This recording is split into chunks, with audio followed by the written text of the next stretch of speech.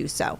But we wanted to let you know that we're seeing some activity on our tower cams right now. So we mentioned this is a camera pointed towards Anson County, east of the Charlotte area, where we are seeing crews conducting actually multiple prescribed burns.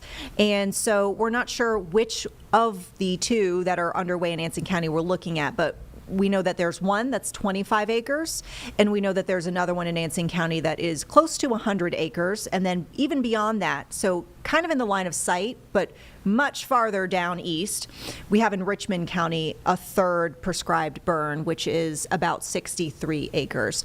We talked before about wildfire conditions. As far as the purpose of these prescribed burns, we've heard many times from our weather impact team how this is, meant to be a healthy process for not only the environment, but also as far as safety goes in the wildfire risk for our communities. So essentially, the main reasons we see that, it does improve wildlife habitat by removing some of the dead vegetation. It does promote native vegetation, and it does reduce the hazardous fuels that are in the area. So we've talked at length, over the last several weeks about issues with wildfires. So these are obviously not intentionally set by fire crews as prescribed burns are, but wildfires that kind of get out of control thanks to a lot of dead debris and stuff that's left over from Hurricane Helene, trees that might be, acres deep that have fallen and they're just sitting there rotting now, drying out, becoming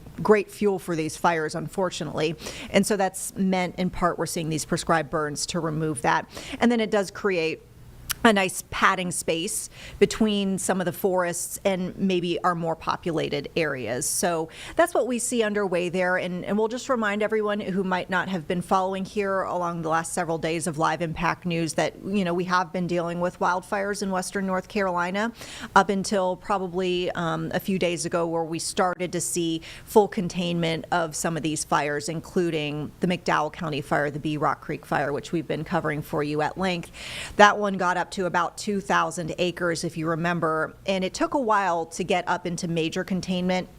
But good news is, like we mentioned, at some point recently they were able to lift the evacuations in the area, and they were able to basically say, hey, this is now fully contained. We feel like this is no longer a huge issue for the larger public. Did we get NASA back? We did. Fabulous. Okay, so for some context here, as we might have some new folks joining us,